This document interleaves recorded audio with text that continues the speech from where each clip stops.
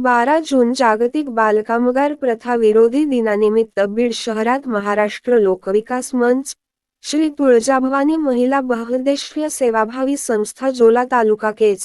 बालहक्क संरक्षण कृती समिती बीड, AIM ट्रस्ट, पसायदान सेवा प्रकल्प ढेकणमोह व सरकारी कामगार अधिकारी कार्यालय बीड यांच्या संयुक्त विद्यमाने बालकामगार प्रथा विरोधी रॅलीचे बीड शहरात आयोजन करण्यात आले होते.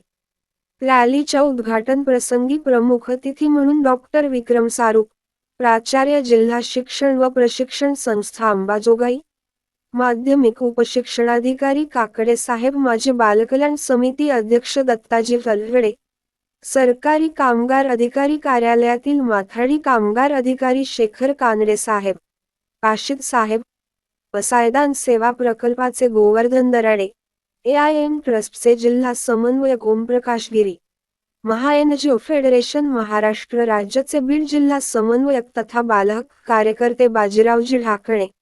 बालहक्क संरक्षण कृती समितीचे बीड जिल्हा अध्यक्ष गणेश जाधव, बाजीराव गिरी यांची प्रमुख उपस्थिती होती.